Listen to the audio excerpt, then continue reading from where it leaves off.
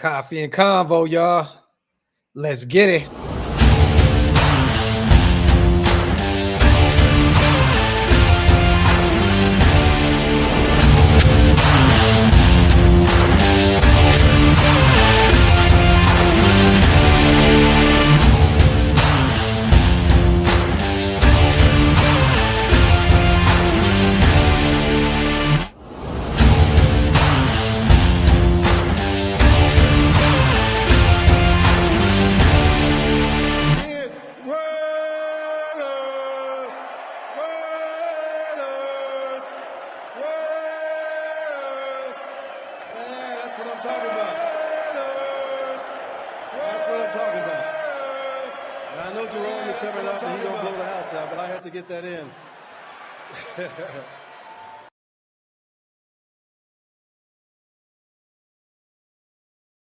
Yo, salute to the greatest chat in YouTube history, man. Welcome to the latest installment of the Coffee and Convo show. I am your host, Graphk Raider, man. Salute to all my people here in the building. Jenny, I see you. Mondo, Billy, Doofus Rally, Hug D's, the My Father himself, Demented, Ben Bad, Scion, Indiana Raider, Primos, my boy DB starting off with a bang. Let's get it going. Raiders watching from the Airbnb with the side chick. Salute to DB. Since he started it off, we're gonna do this, you guys. Let us know in the comments section, where are you watching the show today? Are you watching in traffic? Are you on your way to work? Are you at work? Are you watching from home? Are you at the side chick's house? Are you at the side chick's house? Where are you watching the show? City, state, all that good stuff, man. Appreciate you guys, as always, for being here with me. You could be anywhere in the world, but you chose to be right here with me. Was going to go live yesterday, you guys. I had a really close death in the family, man. So I couldn't really put it all together yesterday, man. There was a lot going on. I wanted to talk about Devontae's presser, Max, and all that good stuff, man. But I was kind of out of it, man. So today, man, we're back at it.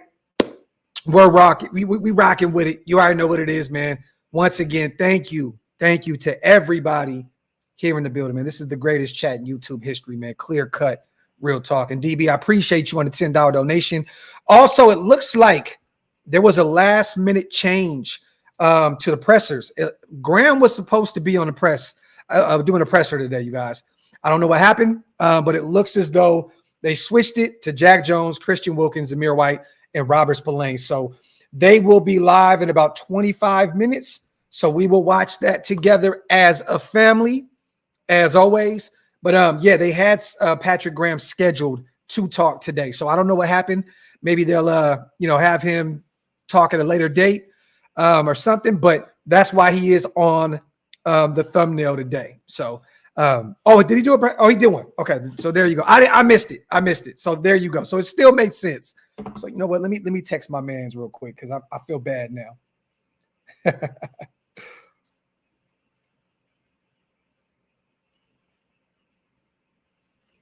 There we go. So he did talk. I did not get an opportunity to check that out. So guess what, you guys? We can watch that together as well. I didn't get an opportunity to check it out. I've been ripping and running with my sons all day.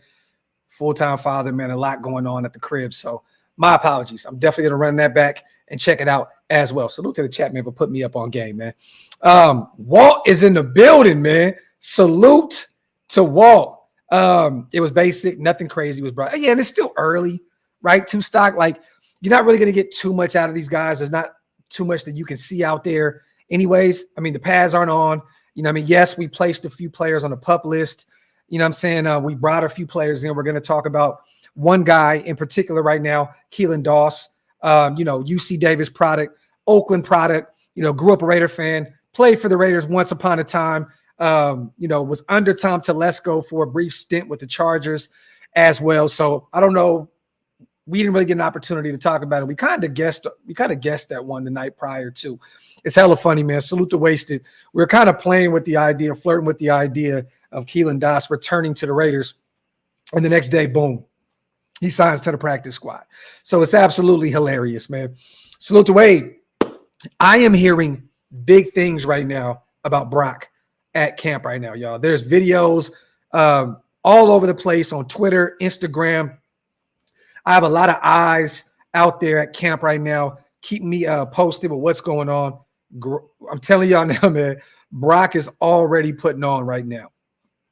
So I know a lot of people were, irritated with the fact that Gallup retired, and Tom Telesco spoke on that as well, you guys. I don't know if he's seen it, but it came as a surprise to him. He was shocked by it. But a lot of people were kind of in the uproar of Michael Gallup retiring. I'm telling y'all now, man, Brock Bowers is going to definitely help in the passing game a lot.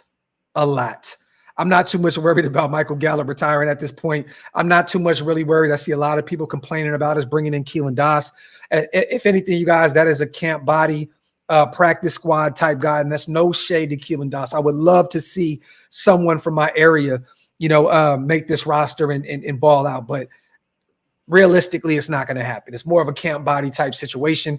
And Brock Bowers is going to be a major, major part of this passing game. So we got Trey Tucker, ready to take that next step this upcoming season. We got Jacoby, who is balling out of his mind as well out there. Once again, I got a lot of eyes out there and a lot of people telling me Jacoby's out there making one-hand grabs. Great route running. He's just doing Jacoby things. I'm excited to see what he can do. I hope that he has a career year this year. He's never eclipsed 1,000 yards receiving. I'm hoping and praying somehow, some way he gets him so involved in the offense this year that he can get over that hump. I know that'd be a great milestone for him to hit that 1K. Because he's always been this just underrated, kind of goes under the radar type guy. And this dude is a high-end wide receiver too. I really, truly believe in Jacoby Myers. I think he's going to have a phenomenal year for us this year. And I'm also hearing you guys, I'm seeing a lot of people mentioning Dylan Lobby. My guy is out there balling right now. And I literally just seen Vinny B said, keep an eye on rookie running back Dylan Lobby. The Raiders believe they have an interesting young weapon in him. And I'm going to share the screen, you guys, show you guys a few videos for those who are not on the X app, formerly known as Twitter. There's a lot of videos all over the place showing some of these young guys out there balling, man. Brock definitely cooking. Dylan definitely cooking. Jack Jones looks to be ready to go gear 2 with the Raiders. It looks like there's a total difference with I seen some DB work that they were getting in him, Nate Hobbs, and the rest of the cast. And it just looks like Jack Jones is just going a million miles a minute. Like there's a total difference with Jack Jones compared to the rest of that DB room in terms of the cornerbacks. And I'm excited to see what Jack is going to do this upcoming season as well, man. Salute to Wade once again on the $2 donation. Aiden seems to be cooking also. It looks as though he's making every throw, but it is a real camp battle. Midnight, I'm hearing that Minshew looks really good out there as well. But it looks as though Aiden is definitely number 1 right now. But the pads have not come on yet. None of these guys have been hit. I'm saying? It's easy to go out there and throw the football effectively with, no thoughts of Max Crosby putting you on your ass or Malcolm Kuntz putting you on your ass or Christian Wilkins putting you on your ass. It's a little easy to throw the football like that, right? So we shall see in the next week or so how this turns out. But it looks as though Aiden is out there balling. It looks like they had some reps earlier where he was throwing the deep ball. And I'm hoping that we see that this year, man. I hope this isn't like a dink and dunk type situation. I do believe that Aiden has an underrated arm in terms of strength. The accuracy is there. We already know that. I think he can make every throw. I'm excited to see him, throw the deep ball this upcoming season, especially with that rapport that he has with Trey Tucker.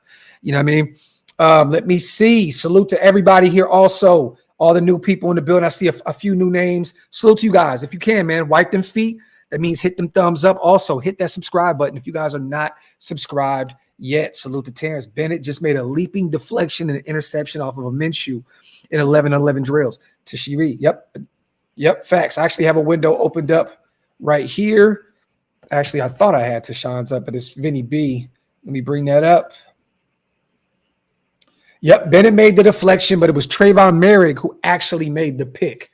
Had a few defenders all dive for the ball at once. So you love to see it. He initially put on cue. Bennett just made a leaping deflection and interception off of Minshew. But it looks as though our guy Merrick, with 1 year left on his deal, his contract's going to be up, came down with the pick. Also, according to Vic Tate for you guys, 11-11, Minshew up first, 5 of 7. Pretty good. With an INT off of tipped high pass in for Bachman. Merrick came down with the grab. Ducked under pressure and threw 10-yard TD in the middle of the field to Devontae Adams. So it's good to see that Minshew was out there building up that rapport with our best weapon on the offensive side of the ball, Devontae Adams. And AOC is 3 for 3 on short passes with 3 handoffs. And then also Deshaun Reed says that Marcus Epps also jumped a Minshew pass and picked him off. So it looks as though these guys are out there, man, they're getting turnovers quick, fast, and in a hurry. And this is another reason why we said, you guys, with Minshew, that, you know, he's a gunslinger. He's going to go out there and throw the football a lot, but he will turn the football over. He will turn the football over. You know, I mean, you're not really hearing a lot about that early on with Aiden O'Connell going out there and turning the football over. It looks as though, you know, Minshew was already through a few in today's practice out there at Costa Mesa. So something to keep monitor and keep an eye on moving forward where Minshew is. But it looks as though 5 for 7 is good. A few picks, Marcus Epps and Trayvon Merritt coming down with him. So salute to Indiana. Listening to PG talk about Spillane erases my doubt on his ability to duplicate his green dot for a reason. Wait, let me repeat this. Listening to PG talk about Spillane erases my doubt on his ability to duplicate last year. He's a green dot for a reason. He relays PG's vision on the field. Factory outlet. Salute to my guy, Indiana. I'm hoping that Spillane has a big year this upcoming season, man. You know what I mean? Because he's got some real competition there now, Indiana. You got a guy in Tommy Eichenberg, 5th-round guy out of Ohio State, that is gonna be fighting tooth and nail for one of those starter spots. You know what I mean? And I'm not saying that Spillane's going to lose his job by any stretch. He's one of the captains of this team, especially on the defensive side of the ball. He's a leader. But it's always good to have competition, right? Tommy's going to be salivating at the opportunity to steal some snaps in year 1. So it's going to be interesting to see that, because once again, AP kept mentioning the green dot with Tommy Eichenberg. He kept saying it over and over and over. Green dot, green dot, green dot. And once again, we will be live tonight, you guys, breaking down some of Tommy Eichenberg's tape out of Ohio State. Me, my brother East Coast Gridiron, and my brother Big Mike. So stay tuned for that. It will be tonight on my channel, Big Mike's channel as well. And I know East Coast will be uploading at some point on his channel as well. So stay tuned for that. We have a double header today, y'all. Salute to Pace, my brother, man, on the $10 holla, man. I actually like Masterson better than Diablo, and Masterson would probably be the odd man out. But have you talked about how we're checking on Demario Davis? Now, I seen this rumor, and salute to who put it out there? I think Rain put it out there, right? Salute to my guy, Raider Rain. That's one of my dogs, personal friend of mine. That's a little bro. You know what I mean? Took him to a game. He's actually done a few, the Planet Raiders logo. I know firsthand that Rain has relationships within the building. I know firsthand that he has some relationships with players. And but he was the first person that I seen mention that. I don't really know why we would be checking in Demario Davis at this point. 2-time Pro Bowler, I believe, 1-time All-Pro. He's 35 years old. I don't think that the New Orleans Saints are going to move on from their veteran linebacker. And to be real with you, I don't think it's necessarily a need at this point with Masterson, with Tommy Eichenberg, with Amari Burney being drafted last season, out of Florida. I mean, some of these guys need to be given an opportunity to earn some spots. And I don't know why we would bring in a 35-year-old Demario Davis. I don't know what that would look like in terms of what it would cost us. I don't know if New Orleans is truly trying to move on from that contract, but he's a veteran, 35 years old at the linebacker position pace.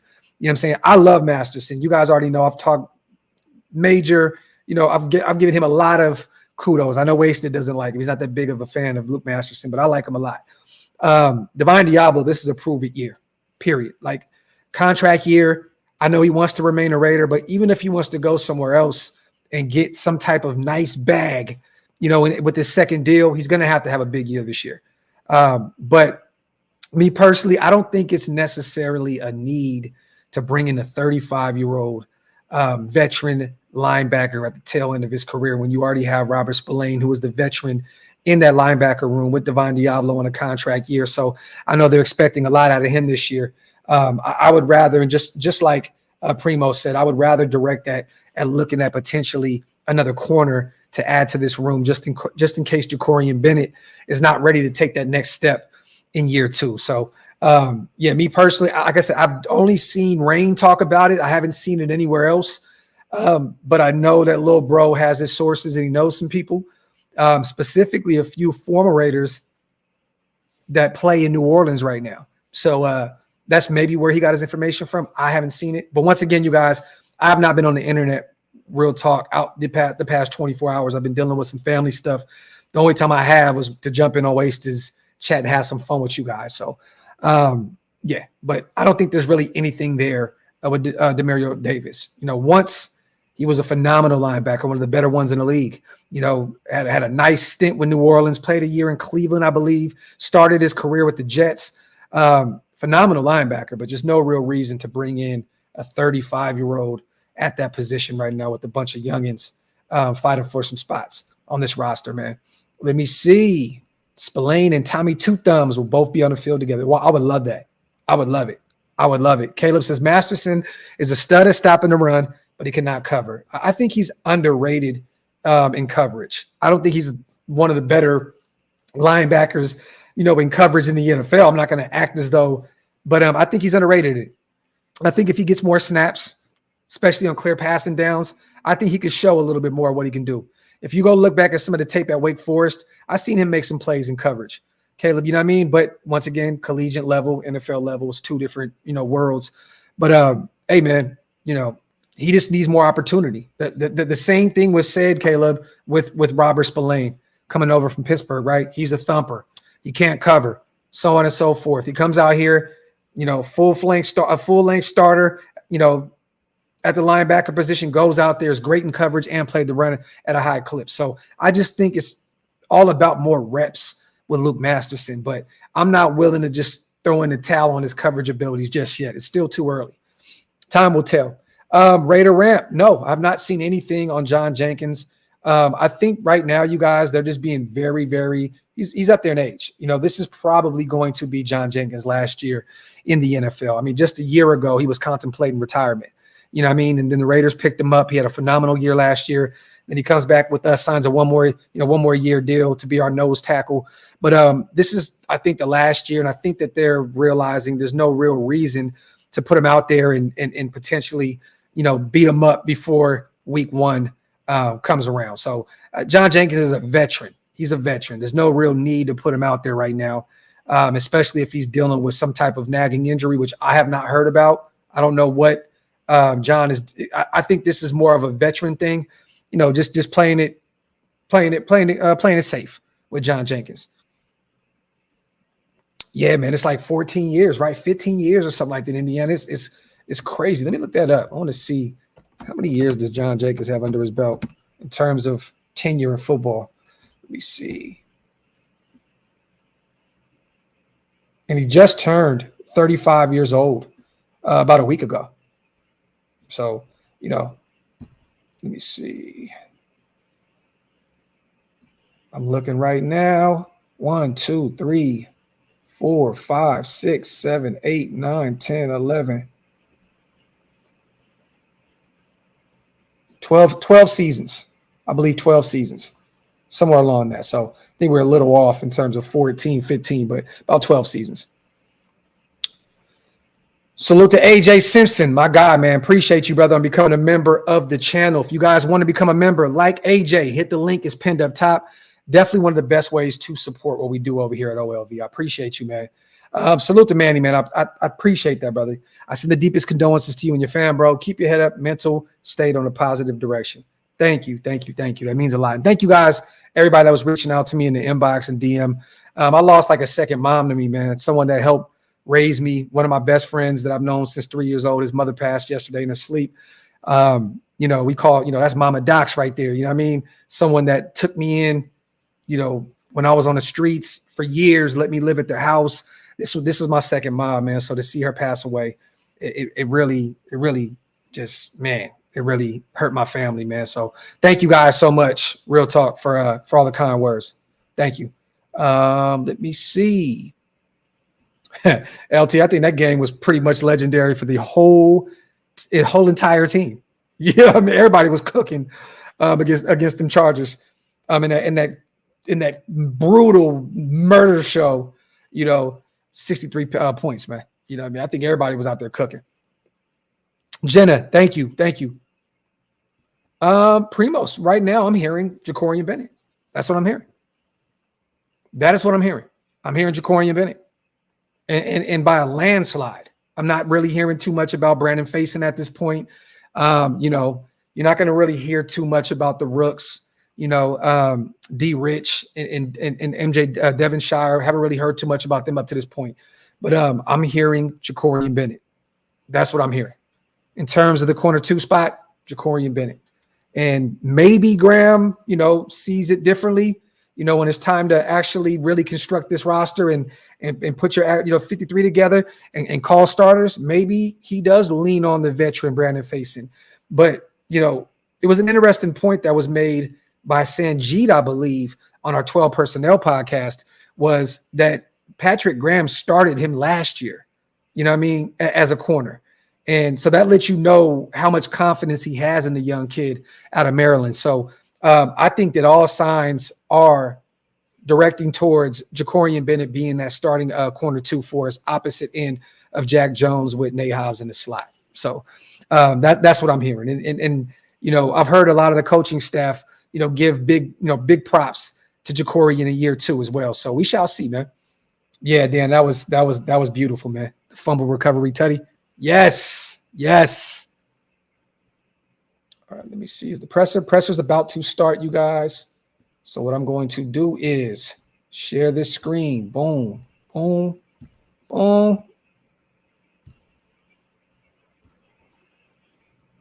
right.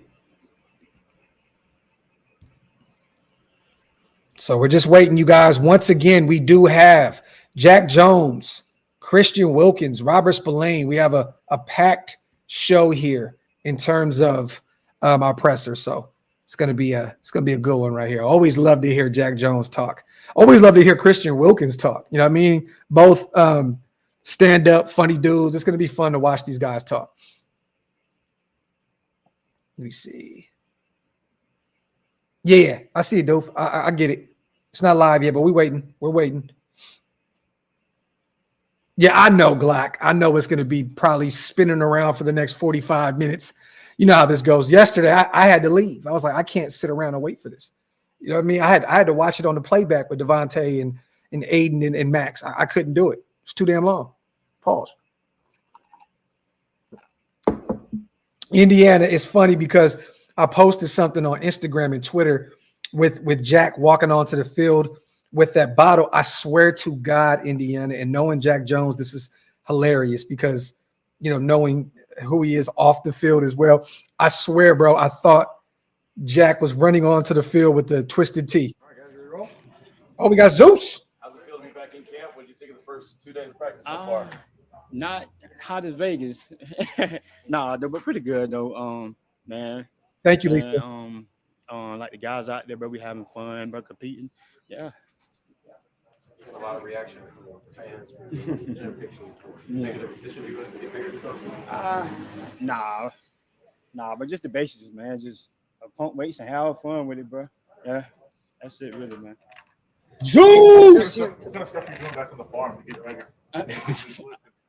Just the daily work, shoot, wake up, go to the barn, feed them, shoot, but throw hay. Yeah, but the basics. Country boy. How much are you looking forward to putting the pads on, and then after an off season of installing stuff? And I can't wait for it. Yeah. Oh, boy, man, this pads is so cool and fun, but the tagging, but yeah, get pads on, but get the clicking some. Running back one right there, y'all. That'd be funny. Real early installation right now, but what's your favorite thing about Luke Getsy's offense so far, and what you can do in it? How fast it is. Like, it's so fast and like neat, and like he like on meetings and stuff. He tells us like this gotta be quick, this gotta be fast. I want to work. So just like that.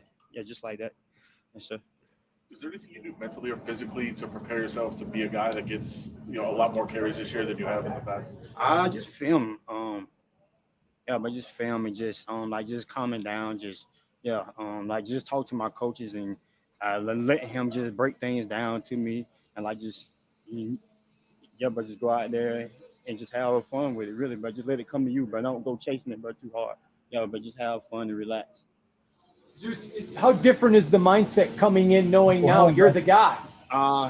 Last year my mindset was the same. Like just come in daily, bro, just compete. Just ball out in camp and practice and Indy, bro, whatever. Just compete in every single thing you do. So, yes, sir. Do you remember what your first impressions were of Brock Bowers at Georgia and what a long time ago? Yeah, but I mean, what did you kind of sense that this was a player that to keep an eye on? Yeah, for sure.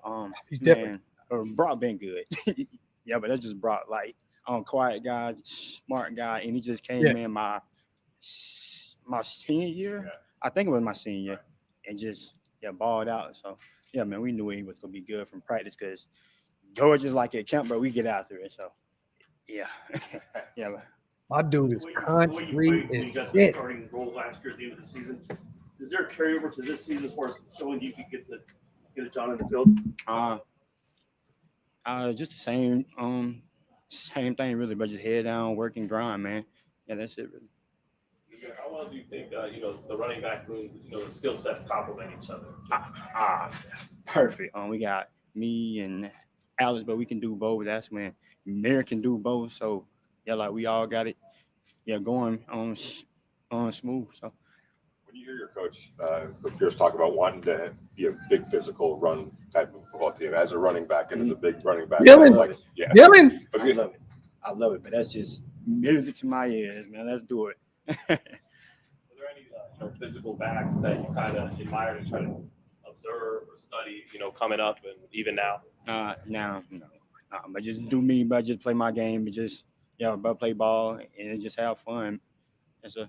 How important do you think it was for you guys to get off campus and be able to come out here and bond? Honestly, it's great, but for one, the heat in Vegas, but for one, it's crazy down there. But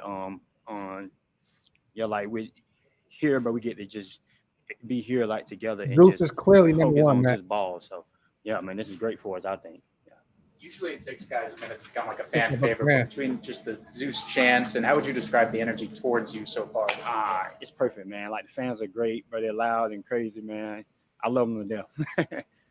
You feel lighter running around there in the new number? Very much lighter, but hey, man. Last year, but that number, I hate it. But hey, man. But it is what it is. It's not the number, but the player. That's it. Do you get used to seeing yourself in the highlights, on film, when you watch the new number? It's a different. Yeah, kind of weird. Now I got to get used to it again. Yeah. It's largely because of injuries. We kind of have a new look offensive line out there right now. What's it been like running behind those guys? Bro, they're light and fast. But they're getting off the ball so fast and quick. It's crazy, but I love it. Love to hear it. You prefer more like a zone blocking scheme or a power scheme, or is it just what fits your skill set best? Shoot, man, both. But just give me the ball, man. Talk that shit, Zeus. That's it. That's it. But just block and give me the ball. But we're gonna have a good time. That's it. But let's party. Let's party. I feel like you can do damage on the outside with the speed, not just between the tackles, being strong. And how do you think you will be able to do going to the outside with the running game too? Good, man, because most bounces be corners and all them guys but be hand tackles. So but you break those, man, you got a good time. Yes, sir. You got so many guys with big personalities, out there, funny and over the top. You're more of a quiet, hard-working guy. Seems like. So I guess how do you kind of fit in with all those guys, and how do you love to see him more coming out of his shell? It's fun. But just me just being by the background and just watching stuff and laughing at them, but it's pretty cool. But just to be around the guys, yeah. That's good. All right. Thank y'all. Great to see Zeus come out of his shell, because I know somebody, we talked about on the show before, that's very close to Zeus. Last year, man, he was questioning being in Vegas. Man, he missed, being back home down south. he was really like going through a struggle in Las Vegas. He was really missing that country lifestyle. You know what I mean? And to see him come out of his shell now and laugh and joke and talk, it's beautiful because I'm gonna be real. I thought at some point, I'm gonna be totally real. Last year, I thought maybe we would move on because Zeus was, not really that comfortable with that Las Vegas lifestyle. So, to see him coming out of his shell now and, bigging up his teammates, talking great about his coaching staff and all that good stuff. And it's a beautiful thing. And Zeus, understand this, man. There's some country to Las Vegas as well, man. I think you finally realized that you probably got you a nice little spot tucked off, way off, the strip, and you can still do your whole farm thing out there as well. But I'm telling you now, he definitely was not enjoying that last season. So, to see where he is now, it's a beautiful thing, man. So salute to Zamir White and Matt. No, Alex Madison is not going to be getting first team reps. I mean, they may interchange at this point. He's a veteran, right? We know that guys go down with injuries. God forbid Zamir goes down. They probably want him to get a few first team reps, with that starting offensive line and whoever it is at the quarterback spot, because they want him to be ready regardless of who has to go. So, but I think it's clear. I saw you guys throw a couple of red zone interceptions. Jack. And I know it gets competitive in those periods, but how important is it even on day 2 to set that tone defensively on the ball hawk and then playmaking? I think that's very important because, if you can't stop a team in a red zone, then the defense is cooked. You know what I'm saying? So, we got to make plays in the red zone. We want to be the plus in that percentage. I saw you doing some kickoff drills. How's it been like trying to learn how to do that? I don't know if something did. I just go out there. I'm an athlete. In my head, I believe I could do everything, any position. So, I just go out there and just do it and then fall how I fall. How's it feel being back home for training camp? Literally. It's good, man. It's good. The Cali weather, you can't beat this. He said you guys had to be here to get, bonds and get that camaraderie. How important do you think that was for you guys to do that? I think it's very important. I mean, for a team to go the distance, you gotta have that team camaraderie. You gotta have that team chemistry. You gotta be a brotherhood. If you don't have that brotherhood, then you probably won't make it far. It isn't often that sometimes guys join the team midway through the season, kind of like you did, but you did. And now when you look back on that experience, getting to know these guys, like you said, connected, how important was that, especially now heading into year 2 with the team? I think it's bigger for the team to accept the player that's coming in versus the player to accept the team, because at the end of the day, this is the team, and it's like 52 versus 1, you know what I'm saying? And when I came here, man, the whole 52 just loved me. It was love from the jump, and granted, I love being here, and I still love being here. I'm always love being here, but they love me. They showed me love. They gave me a helping hand. I appreciate that, and that's probably why I'm standing in this position right now I am today.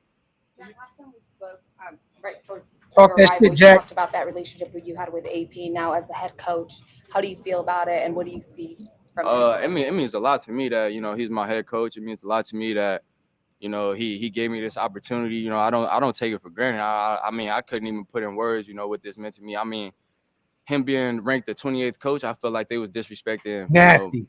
Me, the team, him. I don't like that. That set a fire under me.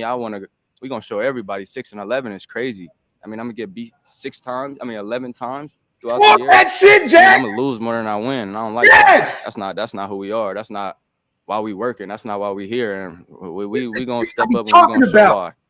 A lot of guys try to pretend like they don't read that stuff. Like they're like, I don't see it. You clearly do. You look at it. Why is it important to check it out and use that as motivation? I wouldn't say it's important to check it out, but it's like you see it. You've been tagged in it all day. You just seeing that stuff. You're on social media, and for a guy to say, "Oh, I'm not checking that stuff," maybe he's telling the truth, but you can't say you don't see it because you're being tagged in it and all that stuff. So I wouldn't say it's important to check it, but you definitely can't ignore it because you can't let anybody talk however about you. You know what I'm saying? That's what you guys talked about, or is that something that you just saw and then you felt that way, or did you guys talk about it as a team? I mean, I felt that way, and then we talked about it as a team. Max came in front of the team and, let everybody know, like, this is what it is. This is what they think about us, how we going to handle it. Jack, will you talk about your relationship with Ricky, just how that's coming along and developing? Yeah, me and Ricky relationship good. He expect me to step up and lead the young group. Me and Nate, the older guys. So, you know, that's what I try to do for Coach Rick, because, you know, he's still trying to learn the playbook and all that, because he just came from the Jets, right? Yeah, he just came from the Jets. So, you know, it's new to him, just like it is for the rookies and us. JB seems to have just be on playing at a different level in camp early. Will you talk about his maturation, please? Man, we need that. You know, we need that coming from JB. You know, he's going to be a big piece on his defense. You know, him making plays, that's going to help this defense. You know, I hope he can keep that going. I hope the defense can keep it going. You see what the defensive line's capable of doing. Corner one right here, baby. Better to make you guys in the back secondary. Oh, incredibly better. I mean, D-line getting back there in 3 seconds, that's hard to beat. You know, it's like at times we probably won't even have to cover. You know, them guys gonna yes! Patrick said that what you guys did last year doesn't matter anymore. It starts now, and you have to make your own. Line about to be your own results. But you played so well down the stretch. Is there a way to forget about it and move on, but also like use it to drive you and carry over to this? Nah, yeah, it don't matter what you did last year. It don't matter what you did yesterday. It's about what you do today. And, you know, you got to wake up like that every day. If you're not willing to attack the day, then you lost. You know what I'm saying? So we waking up every day to attack the day. It's not what we did last year. It's about what we do today. Jack, every Sunday you're going to be playing against the best players in the world. But how much does it help when you come to practice every day and there's Devontae Adams and Jacoby Myers and the tight ends that you guys have from a defensive player's perspective in terms of sharpening your skills? That makes the corners better as a whole group, not just me. When we got to see them guys, you know, it's iron sharper iron. So, you know, it's nothing less than greatness. Let's do 2 more. Jack, going up against Aiden, you know, in camp, do you see any strides he's been taking, any growth from going up against him in practice last season? Yeah, I think Aiden is getting more comfortable. You know what I'm saying? I think he's getting more comfortable. I don't know if it's with the playbook, with the receivers, but I just feel like a sense of more comfortability from him. You know what I'm saying? And I think both the quarterbacks need that to be able to sit in the pocket. What have you seen from Gardner? What have you seen from him on that side? One thing I like from Gardner is that he uses his feet. You know, that's one thing different from Aiden. You know, no knock on Aiden. Clear. Aiden want to be more like Tom Brady and what's his name? Minshew want to be more like Patrick Mahomes. You know, so it's two great quarterbacks, but you know, it's just you get two different things. And with this league that we're in, you I'm not gonna say you need a mobile quarterback, but a mobile quarterback could extend the play. Okay, thank you, Jack. Love it. Thank you. I'm gonna give y'all something real quick before they go to the next one. Exclusive. Jack Jones. Hey, please don't shut down because you're gonna pay for every penny. Every time this that is I'm Jack. outside, they say they feel me in the city. I touch fans, I'm the man like D-Lo, just get it with me. Have to knock the glass and get a pass for nothing less than 50. I don't politic on hoes. I'm not part of that committee. Robert, before we talk football, talk about being a dad. Best thing in the world.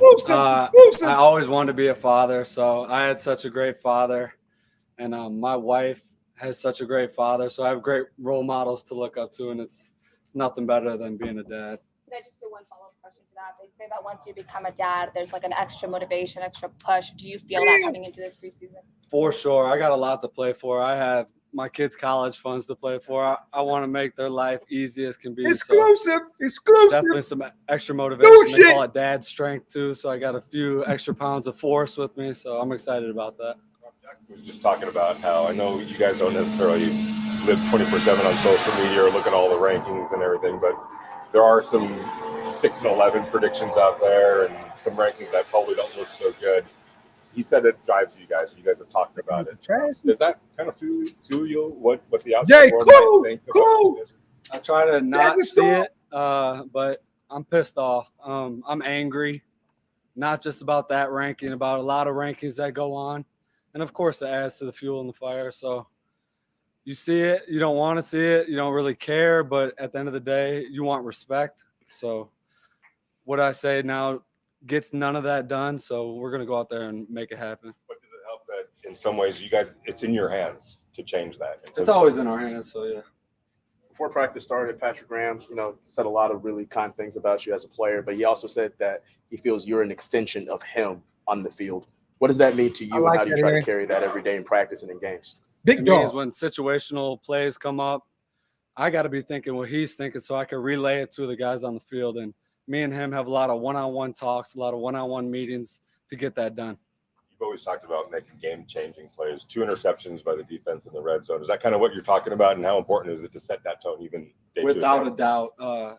Turnovers win games. You get the ball back to the offense, keep points off the board, and that's what we're trying to do as a defense. Zamir White's got some big shoes to fill. What were your impressions of Zamir last season and also this offseason? Zamir is a tough country SOB, so I'm excited to see what he could do. Next week, when the pads go on, how does that change just the whole complexion of this camp? Football is football. At the end of the day, physicality is a big part of our game. Right now, we're working footwork and fundamentals, and we want to carry that over into next week. The violence is either in you or it's not. So hopefully we're hitting so hard that coach got to say, yo, we got to chill out. So that's what we're hoping for. How have you seen things go with your new linebacker coach, Mike Caldwell? I love Mike Caldwell, a multi-year defensive coordinator, knows our system in and out, understands the bigger picture of the game, and is able to relay it in a very clear and concise message. So I'm excited to be working with him. Robert, being away. Speaking of working too hard, your GPS boss, Oh, you're my trying bad. to get more work out there. What's going on, brother? Thank you. Sorry, guys. 180 extra steps. Let's go back to the question. Just, I understand you just became a father, but now being here with your football family, how important is it to get away from it and just kind of refocus on football? Yeah, it's a real brotherhood. They got my back, I got their back. So one of the things I tell my D-line every day is go eat. I'm behind you. I got safeties behind me. The safeties tell me, Rob, go eat. We'll make you right. So when you get 11 guys on the same page, trusting each other, playing for each other, good things are going to happen. Playoffs, This was kind of what you were going to find. Playoff. when you joined the Raiders. It feels like you're a Raider, and in spirit and everything like that. But did you know that was kind of what you were going to find? The first person I talked to after they offered me a contract to come here was Max Crosby. So just hearing him set that tone from the first day that I talked to him on the phone, that's what I was expecting, and that's what I wanted. That's why I came out here. As the new season starts and you're out here, how much confidence do you take from the success you had last year, both personally and as a team, that you can kind of carry over and what you're doing? Yeah, confidence comes from within. What we did last year doesn't matter positively or negatively. It comes down to a new year, a new season, new guys, reforming those bonds, knowing who you are on the field with. So that's why we're out here in camp working together, getting those reps in. Being Antonio obviously played the position, see him talking to you in between plays on 7-on-7. How helpful is that the head coach played the same position and talks with you in between plays? Multi-time Super Bowl champion. He knows how to play the position. He knows things that aren't even in the playbook and how to extend yourself in different ways to make plays. And that's all we're trying to find out how to do. You mentioned speaking to Max now. You've seen his energy stay the same, get higher throughout the entire time. And how do you, as a teammate, level up to that? Yeah, consistency every day. Whether you're hurt, whether you're injured, you show up ready to work. You show up trying to be a good teammate, doing whatever it takes to find a way to get 1% better. And we get 90 guys doing that, good things are going to happen for this organization. What are some things that you like now playing for Mike Caldwell and certain things that he's doing, and also with PG, he's kind of adding some little bit of stuff with you and Diablo. With some of those tweaks, what do you really like about this defense and what you can do? I love the guys around me. I want to dominate 1/11th of the field and trust the other guys to dominate their 1/11th of the field. And with that, if a break does happen and you got hungry dogs flying to the ball, those mistakes are minimized. So we're finding ways to finish with effort and passion on every play. It seemed like you maybe got more comfortable like talking about yourself and maybe expressing yourself. And I know the Max podcast did a lot for that to get it out there. Was that something you thought about, like right away, open and expressing yourself more? No, I want to talk less. They asked me to do this. So I'm here because it's part of the NFLPA contract negotiations. I don't look forward to speaking because it doesn't get you anywhere. At the end of the day, we got to go out there and prove it. So, Bro, people got to know you really well through that podcast, right? I mean, did you get a lot of feedback? Bill might be my new favorite player, man. Yeah, at the end of the day, I care about what my family thinks about me, what my teammates think about me, what my coaches think about me. And they know me and they've known me for a long time. So that's what matters most to me. Well, we appreciate it. Well, thank you. If you are more verbal, you seem more relaxed today. Thank you. More energy. I'm excited. All good, guys? How annoying has Christian Wilkins been? Honestly, one of the best R&B singers on the team. So he keeps it fun and active every day. We still got Wilt coming up, y'all. Appreciate you guys. Appreciate it. Salute to Spillane, man. Spillage. Love it, man. He is easily becoming one of my favorite players on this team. I'm saying, the first question got to be about Big the dog. R&B. Nah, I don't know what he's talking about here. Can't believe he did me like that. Don't expose me. Ooh, there's a lot of different ways I can go. Damn. I mean, I'm old school 90s R&B all the way through and Me through. too. Early 2000s, all that good stuff. A little Bobby, a little New Edition, Joe Talk. D, Jagged Edge. I'm all over the Talk, place. Wilk. Doesn't matter. I was feeling Bobby this morning, but yeah, absolutely. Pause. Boston guy. Yep.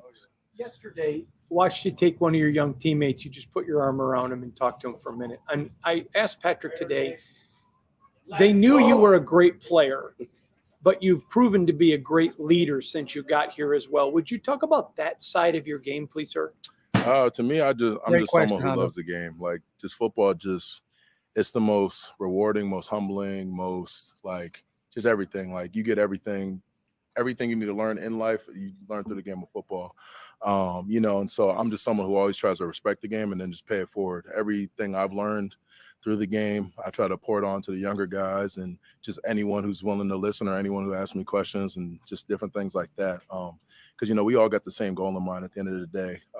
We all come from similar backgrounds, although different places, similar backgrounds. We all got similar goals in mind, whether that's to be our best, whether that's to feed our families, whether that's to leave a legacy, whatever it is. So a big part for me, while I'm trying to leave my legacy and do the best that I can be, is also help guys reach their goals. And that's the most important thing. Like, I feel like, that's how you judge. That's how you're going to judge my career and my legacy. Is not Pro Bowls, sacks, money, any of that. It's my teammates and what they say about me and the lives I impact through this game. Was that something kind of that was talked to you about when coming to the Raiders? Yeah, a little bit, just kind of knowing like the culture and different things like that. But I've always just been someone who's big on respecting the game and, just trying to do it the right way, just not naturally, but do it the right way. Yeah.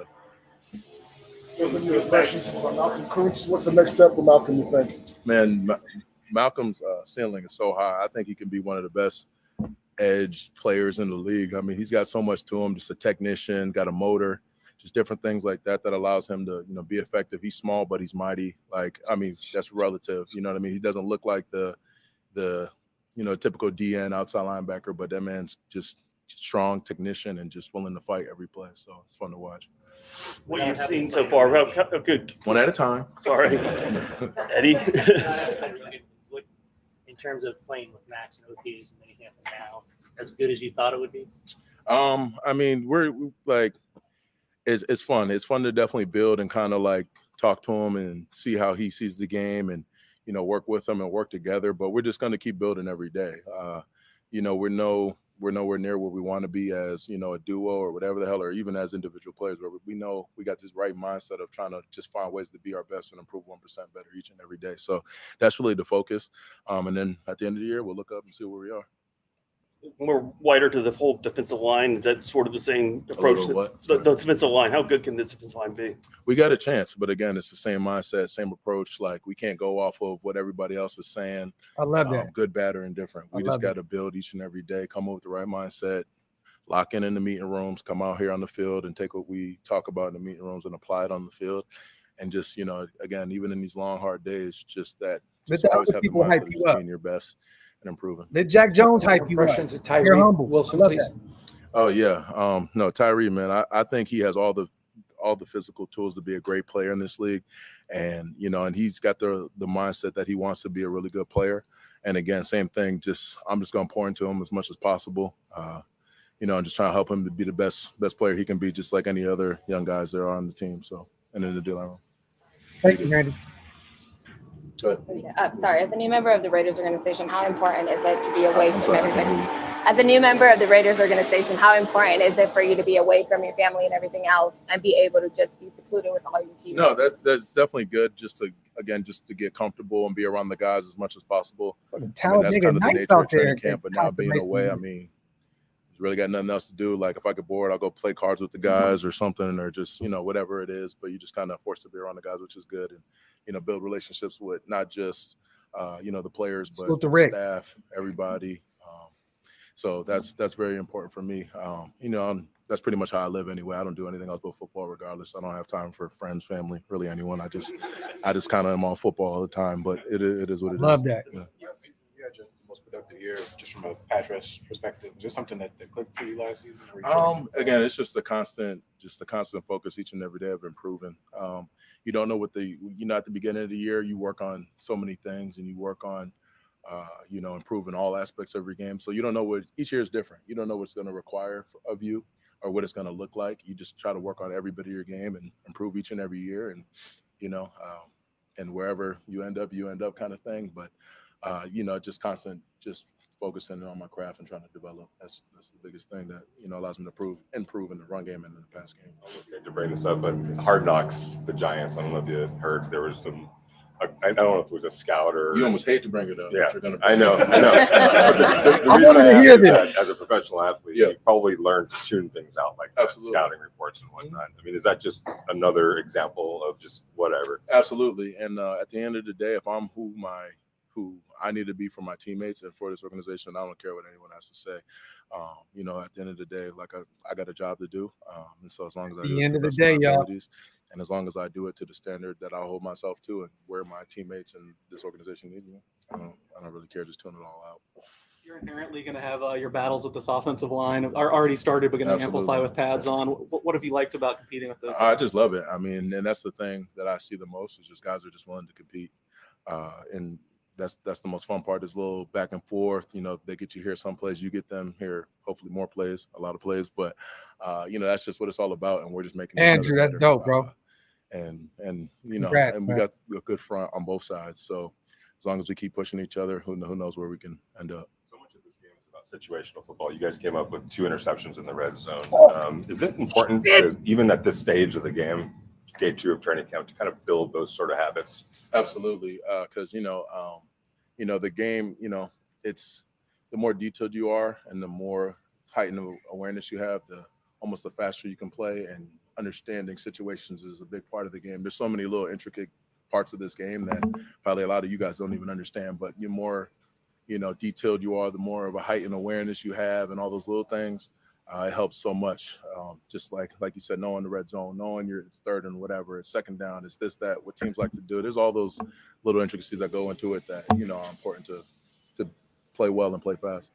Byron Young is a player that, as a rookie, didn't get a lot of burn last year, but it seems like he's getting more opportunities and practicing so far. What are you seeing from him? Yeah, no, BY, he does a heck of a job. He's definitely got a bright future ahead of him. And again, just another one of those guys I'm trying to pour into as much as possible, help him out wherever I can. And, I think he has the right mindset as well, just trying to improve, trying to be better, and just trying to understand this league. And, a lot of the time, in this league, when you're a young guy, you go through so much. It's such an Brother Zahn is in the building. Pros, and sometimes it does take a while to figure it out. But as long as you have the right mindset and the willingness, you'll figure it out, and it'll click. And and then the sky's the limit. Great, my brother, man. Said that even as a rookie, you had leadership qualities, and you just evolved into what you are now. Essentially, kind of like backwards. From PG, from what he was in Miami when you were there, to what he is now. What would you say is different about him, or better? Yeah, no, I definitely see a lot of growth in PG as a coordinator. Just his demeanor is completely different. Just his confidence, just how he, even just little things, commands the meeting room. You know what I mean? And it just shows why he's been able to improve like he has as a coordinator and do the things he has done as a coordinator. And I'm excited just to see what we can do as a defense with his leadership. He told us today that he made a script error before practice today, and he was beating himself up for it. Like, to have a coach take accountability like that, what does that mean for you? And that is a big thing. He definitely does take a lot of ownership and accountability. And again, that's important, because not only does he hold you to a high standard and hold you to the standard of doing your job, and at a high level, he does the same for himself, and he's not afraid to be like, hey, I messed up. I'll be better here. It's not just all on other coaches, other players, whoever. So. Thanks, guys. Who's been the worst card player so far? Worst card? We haven't really gotten into it yet, but we'll see. I just know I'm the best. Love it, man. I love it. Salute to Christian Wilkins. Salute to Jack Jones. Salute to Robert Spillane. Phenomenal presser, man. We're learning more and more. Oh, and Zeus as well. Zamir. You know what I mean? Salute to him as well. We're learning more and more about this team, man. They're hungry, y'all. They are really, really hungry. They see everything. They hear it all. And they're ready to go out and fight for each other, man. The one thing I'm learning about this team more and more as we get closer to week 1 is how much that they are bought in, how much they are locked in, how much they all love football, how much boom, okay. Just how much that they're bought into this whole thing, man. You love to see it. You know, Spill saying, I don't like to talk. It's all about action. You know, Zamir showing more personality out there, laughing, joking a little bit. Jack Jones giving that D-line their flowers, saying, shit, there's not even 3 seconds before they're at the quarterback. I've seen a few people saying that that's a testament to how bad our O-line is. I definitely disagree with you. I think that's just a testimony on how phenomenal our defensive line is and how much they're going to take pressure off of. Even Spillane said it. You know, we're right behind you, D-line. We got you. You know what I mean? But that D-line is going to take so much pressure off the second level and third level with his defense. And then, you know, Christian Wilkins, you know, sold. He's just like, yo, I got, you know, he's a veteran now. He got that big deal, you guys. This is usually what happens. The more I talk to people behind the scenes, former players, active players, when they get that big deal, you know what I mean, $100 million type deal like Wilt got, they put their arm around these other guys because he knows. What did he say about Malcolm Kuntz? He may not have the size to be the so-called traditional edge rusher / outside linebacker, but he could be one of the greatest in the league at what he does. And this is a veteran that got his money, putting his arm around these guys, Tyree, Malcolm, and saying, it's y'all time. It's y'all time. You love to see that. There is leadership all across the board on this roster.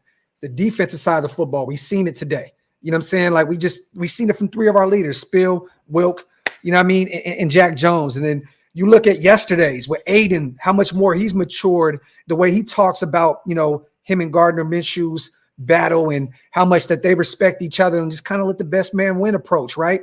Max, we already know who he is. And then Tay as well, we already know what he does. So we have so many leaders on both sides of the football, and we're not even talking about the coaching staff. I even keep forgetting that we have Mike Caldwell, a guy that has head coaching experience in the building with us to help on the defensive side of the ball. The Marvin Lewis's, the Joe Philbins of the world. There's so much talent top to bottom, and I'm excited, man. And we all know, I know a lot of people in the nation are worried about the quarterback position, and rightfully so. I mean, you know, we got pretty much a career backup journeyman in Minshew battling it out for the, for the number 1 spot. And then we have Aiden O'Connell, a 4th round guy in year 2 that looks like he kind of has a stranglehold on the QB1 spot, at least up to this point. Salute to Vic Tafer as well. He's out there covering the team. He did say that AOC didn't have that much of a better period than Gardner Minshew. He said he finished 1 for 4.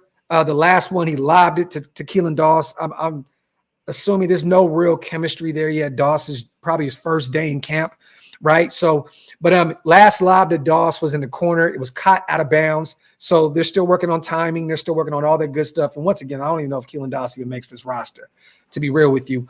Minshew is 3 of 5 with a rollout pass to Mayer, but 2 picks on a day. So, you know, it looks as though both quarterbacks struggled a little bit. But hey, it's still early.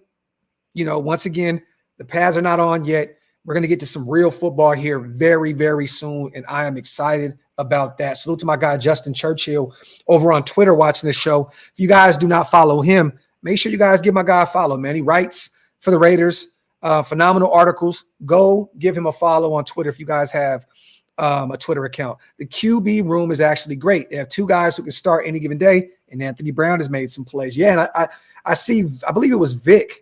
Or who was it yesterday? Was it Vic? Somebody alluding to Anthony Brown having the best 2 throws the other day in camp. So, you know, we'll never question Anthony Brown's athleticism. We know the guy can use his legs, you know, and all that good stuff. But, you know, this is a career backup. And to be honest, I don't even know if he makes this roster. But, I mean, he has a few starts under his belt as well, Justin, right?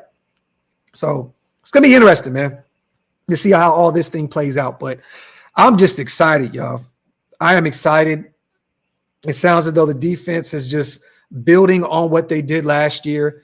It sounds like the O is starting to build confidence, in year 2 under AP. The Bo Hardegree experience is over with. The whole Josh McDaniels experience is over with. We have a veteran in Luke Getsy that a lot of these guys respect and have a lot of admiration for, with all the stuff that he's done at the NFL level with the Green Bay Packers and the Chicago Bears.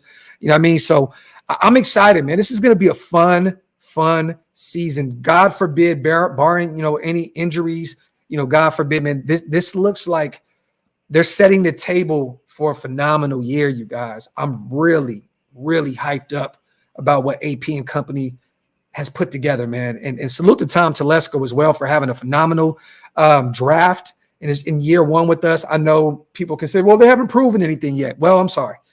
You get Brock Bowers in round 1. You get Jackson Powers Johnson, even though he's on the PUP list. I don't care, in round 2. And then you end up with a Dylan Lobby in the 6th round and a Trey Taylor in the 7th round. You had a phenomenal draft class, man. So from top to bottom, this team is doing it the right way. They're fighting for each other. They're bigging each other up in media. I see every interview, they're hyping guys up. I'm just hyped, man. I'm excited. And once again, salute to Zamir White for absolutely jumping out of his shell. He doesn't talk a lot. Country boy, man. A man of few words. You know what I mean? But he's took this offseason very, very seriously. I think he's going to take that jump, not just as a running back this upcoming season, but also as a leader. You know what I'm saying? Like, he was a leader at Georgia. You know what I mean? He was one of those guys. Yeah, silent assassin type, but he was a leader out there. You know what I mean? There's a reason why he went in the 4th round to us when we took him. He was a guy that played, at a high level at Georgia, man. And I'm expecting greatness from him this upcoming season. And once again, our guy Dylan, man, you love to see it. He is out there cooking at camp right now. I'm hearing nothing but just signs of greatness from Dylan Lowby in year 1. So I'm hoping and praying that our guy can make this roster and see the field a lot. Whether that's special teams or getting some reps, at the running back position. I'm excited, man. I'm excited. Salute to everybody here in the building, man. Wipe them feet, y'all. Hit them thumbs up. If you guys are not subscribed yet, what are y'all waiting on, man? Make sure you hit that subscribe button, man. Let me see. I'm gonna go see if there's a few more things in terms of camp that we have not talked about yet.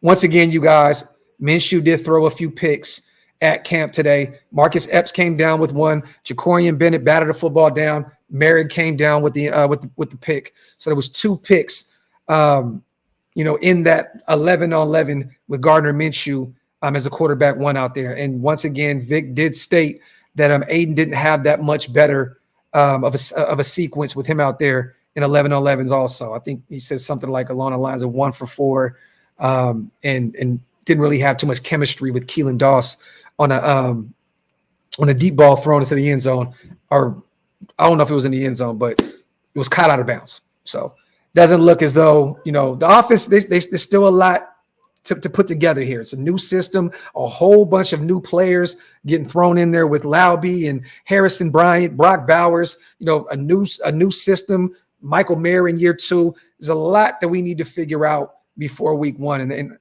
I'm not too much worried about it.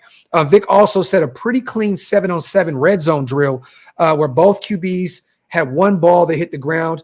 O'Connell passed off of Tucker's hands. Looks as though Tucker couldn't come down with the football. Harrison Bryant got the team fired up with a diving catch in the back of the end zone. So veteran tight end Harrison Bryant, the tight end 3 on this roster. I'm excited, man. I want to see what he does this upcoming season as well. I know he's kind of been brought in to be like that blocking tight end, but he can add some additional help in the passing game as a tight end as well.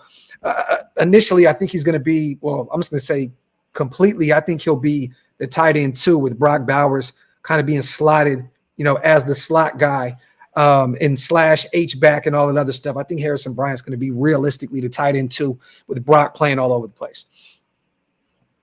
Isaiah says 3 tight end sets about to feed families. Talk that shit, Zay. Talk.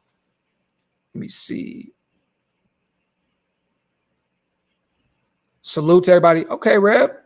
So you're saying that you went on the limb and said that every one of these guys in this draft class will make the roster? Okay. I like that. I love Devonshire's game. I love his game. I cannot wait to break down his tape. I think Richardson, you can't put him on the practice squad. Somebody's going to take him. I think he has all the intangibles, the skill set, the measurables to be a high-performing corner at the next level. So, yes, I think that he will make this roster. Dylan, I think clearly. I think Trey clearly. Glaze, third-round guy. We need a Swiss Army knife on that O-line, a guy that can play left tackle, right tackle, guard. I think there's so much versatility there. There's no questions that he's going to make this roster. And then you already know what time it is with JPJ and Brock. Those are surefire guys. They're going to be starters for this team for a long time. Salute the trap guy, man. Graphk is true to this, not new to this. Salute to my guy, man. Appreciate you, dude. Real talk. You know what's funny, man? And Billy, I'm waiting to hear more about Woo Governor as well. Oh, I got a record from Woo as well. There's actually my brother Fingers sent me a song that Woo and Jack Jones did together. It's actually pretty dope, man. I got to we working on something. Stay tuned for that. I can say this, you guys. If we do have Jack Jones on soon, understand this. It will not be about football. I want to put that out there. If anything, talking about life and music, because speaking to, people close to the situation, his PR team and stuff like that, they want to keep, football. So when I go to Vegas in the next few weeks, we're working on putting together like a built different podcast where we can play some of his music, do a live stream, ask him some questions about coming from Cali and how he got into the music world. And we'll end it with a Raiders to make it, what it is. But we're working on some things. So stay tuned for that. But yeah, man, get some questions in, you guys, before we get out of here. I'm excited, man. I'm excited. And Raider Mike, I have not heard any media speak about Tommy Eichenberg. I haven't heard really too much of the coaching staff speak too much on Tommy Eichenberg, but I can tell you that a few players have told me that Tommy is one of them ones, and Trey was even bigging him up in our interview, saying that Tommy Eichenberg is one of those guys, sideline to sideline type linebacker that they're expecting a lot out of. You know what I mean? So up to this point, I don't think there's really any media too much talking about Tommy Eichenberg. I could be wrong. But I have not heard anything on the Tommy Eichenberg front outside of some of his teammates bigging him up. You know what I mean? So, Angel, I'm actually going to Vegas to get that done. So stay tuned. We had a mishaps, man. We had a mishap. Salute to my brother Fingers. Got locked up for a little bit. You know what I mean? So we had to push the stop button on the song. But little bro is out now, so we're gonna get back to it and put this record together. I had to pump the brakes on it because my brother's freedom was on the line. Let me see. Cheeseman, Graphk, which open practice are you hitting? I'll be out there the 20th. I'll be at the one on the 20th. I will be there in the building. I believe I'm flying out the 15th or 16th, and I'm going to stay, I believe, until about the 21st.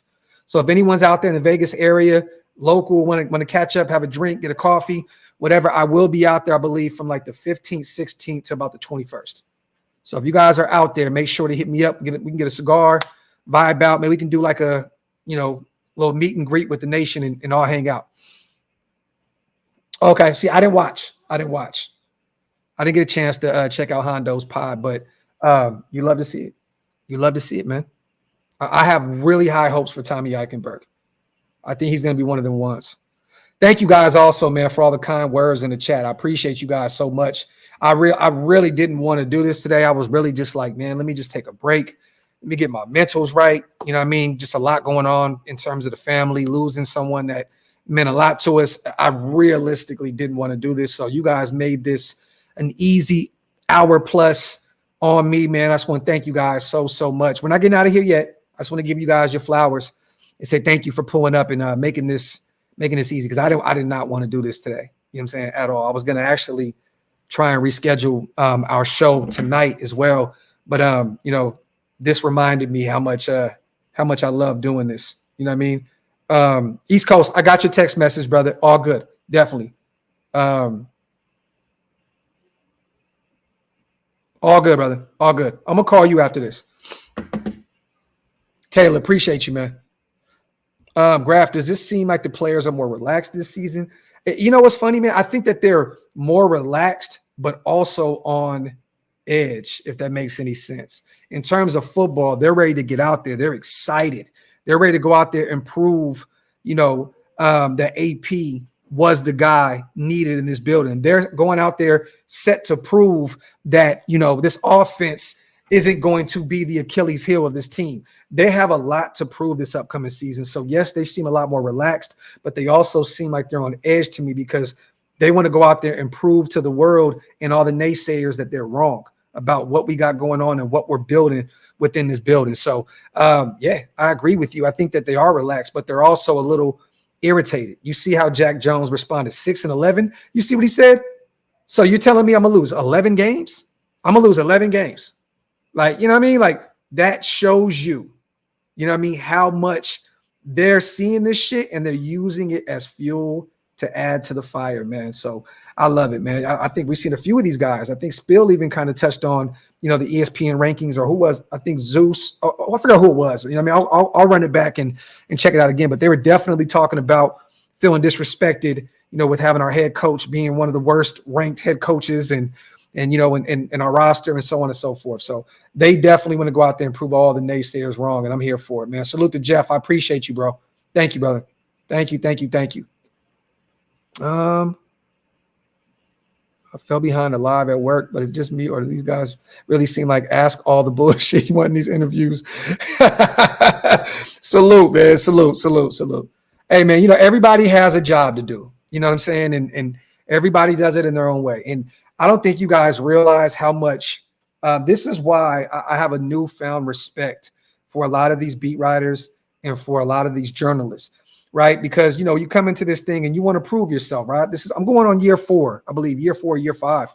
And it's like, you always want to prove yourself. You feel like, people don't respect what I do and so on and so forth. And then you start getting, so-called higher and, in the hierarchy of this realm, right? And you start realizing that a lot of these guys can't ask the questions that they want to ask. The Raiders, they tell them straight up, you can't ask that. You can't ask this. You can't ask that. I've spoken to beat writers. I've spoken to businesses that have media conglomerates out there that say, like, we cannot ask certain questions. I mean, a good friend of mine, that I just talked to before this, and he's probably watching the show, told me they had a phenomenal Jack Jones piece that they uploaded, and they were asked to bring it down. You know what I mean? So you can't, in their space, they can't ask some of the tough questions that they would like to ask. And that sucks.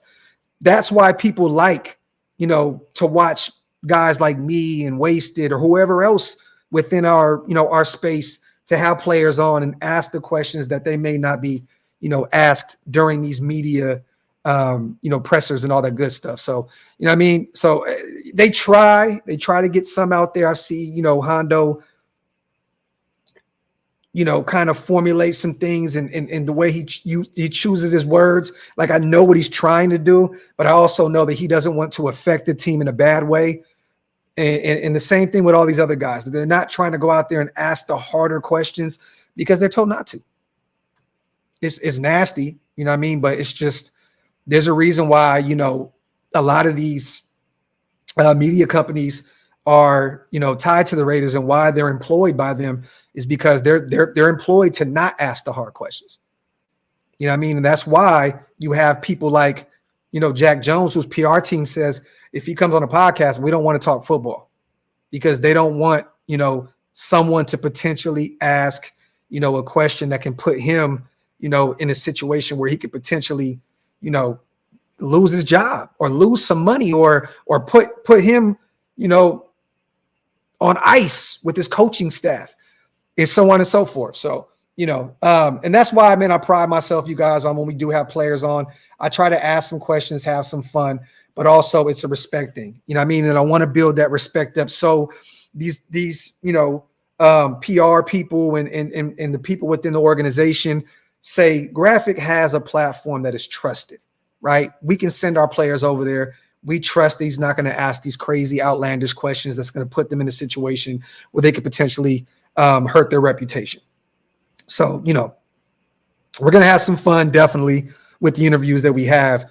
But more importantly, we have to be responsible with the way we go about it.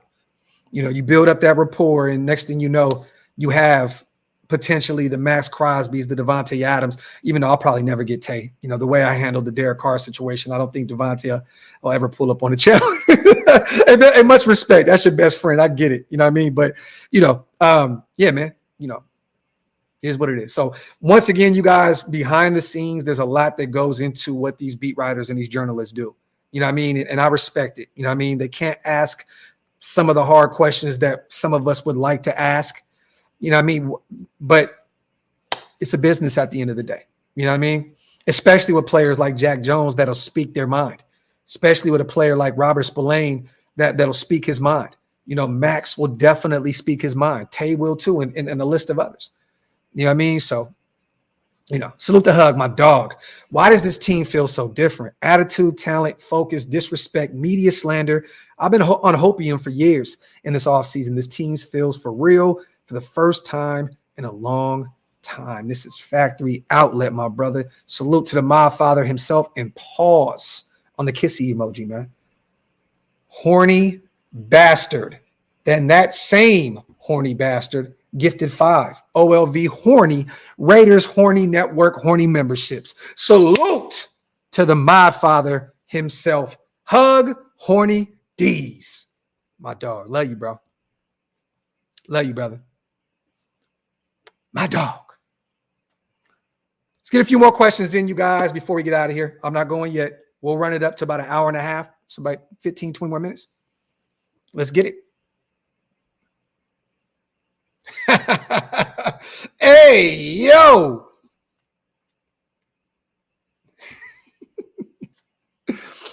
But yeah, I mean, we talked about, you know, adding the Hard Knocks legend himself, Keelan Doss, the Alameda God, the UC Davis God, right? Let's not make this bigger than what it needs to be, y'all. Pause if necessary. I said it early on in the show. We also added offensive lineman Corey Luciano as well to this roster. We did move on from Jake Johanning. It looks as though we placed him on the PUP initially because he was dealing with some type of leg injury, I believe, but he has officially been let go. So we did make a few moves, adding Corey Luciano, Keelan Doss, and moving on from Jake Johanning. Yeah, we talked about the PUP list, you know, and all that good stuff. So let me see. Yeah, man, nasty work, man. Hug is too the horn. There we go. The Horn Father. Hey, yo. It's too early for this shit, Martin. It's too early for this shit, man. Wilkins is going to get the same treatment with the refs too.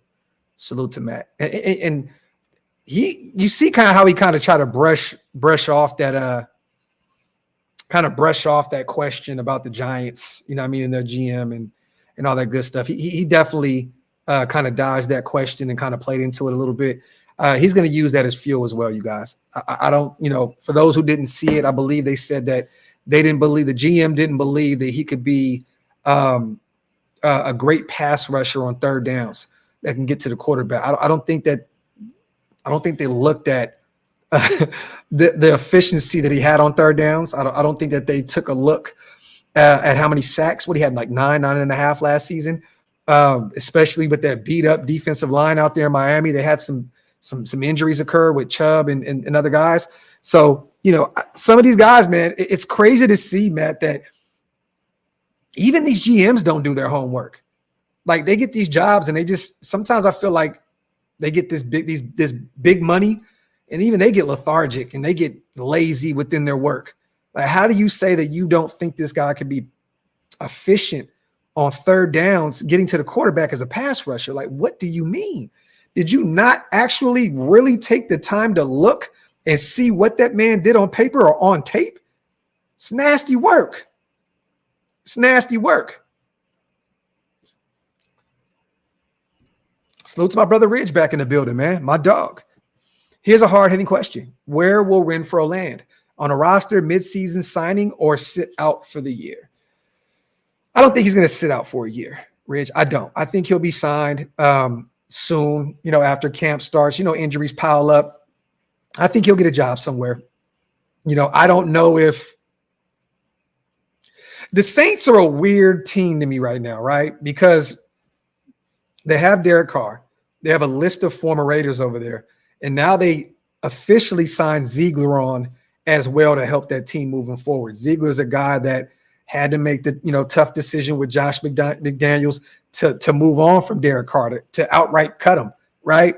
So I don't know. And then with Ziegler and them, you see that Renfro absolutely just disappeared in that scheme that Josh McDaniels and them had.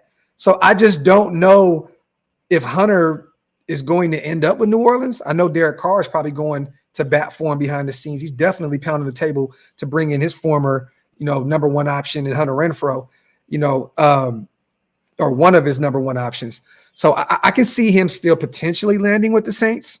I just don't know what that'll look like. I don't know. I don't know. So if I had to be a betting man, I would say the Saints.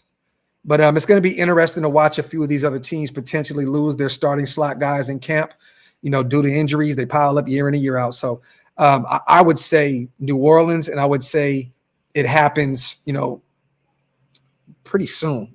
I think Hunter Renfro, man, yeah, we know as Raider fans what he had to deal with the concussions, the injuries, the fumble problems, and all that other stuff, but he still belongs in the NFL. You know what I mean? When healthy, he is still a force to be reckoned with. You know what I mean? I don't know if he's injured now. I don't know what he's dealing with behind the scenes. Maybe that plays into a factor why he's still available in free agency, but we shall see. But I think before this season, I think that Renfro is going to go somewhere he's familiar with, like a DC, and potentially find some success there as well.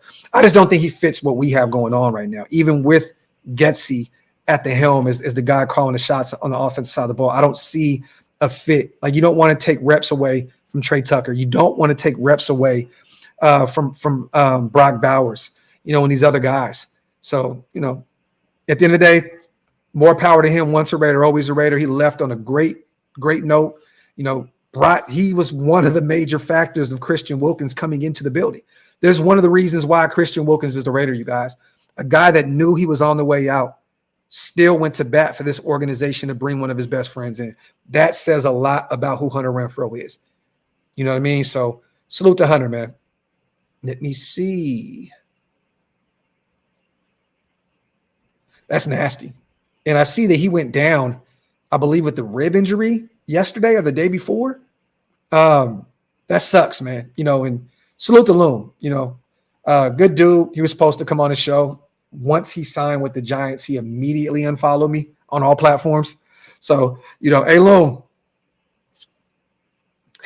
Nah, I want him to be successful with the Giants. But I'm going to be real. If he's their starting right tackle, they've already had problems on that O-line year in and year out. Yeah, I see that he's okay. And he even went on Twitter and said that he was all right.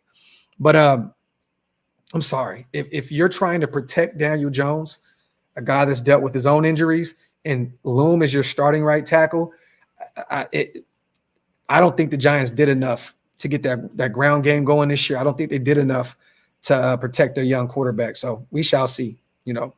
I thought that Loom was a spot starter at best. There was a reason why he came back for another year and took a crazy hometown discount deal.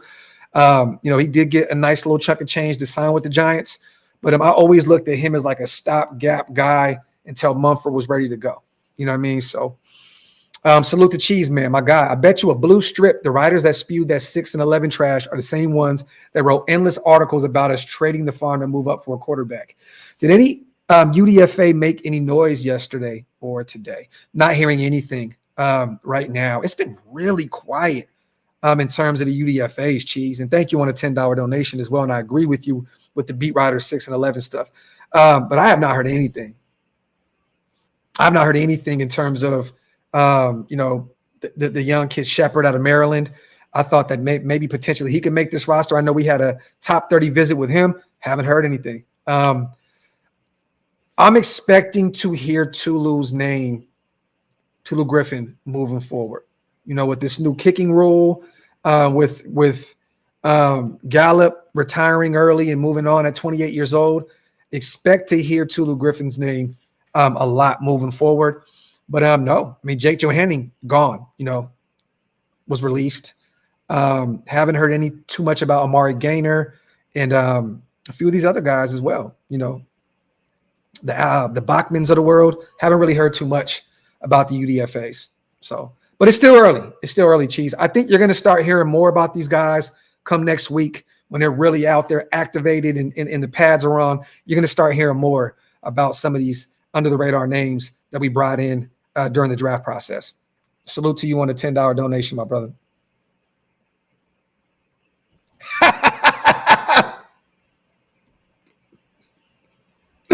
Salute, man. My dog, Hug Dizzle, the horniest of the horniest. Let me see. Yeah, Rich, I don't know about that, bro. I think that he could potentially get hurt, man. I don't know about that one, brother, and especially with him dealing with the fumbleitis. You know what I mean? I don't know. And I've seen somebody else mention that he could potentially go to Cleveland. They are stacked at the wide receiver position out there in Cleveland, man. They have a list. They just gave Amari Cooper a bump in pay to keep him around for the next season. They went and made a trade, with our division rivals, when we got Jerry Jeudy and paid him a shit ton of money.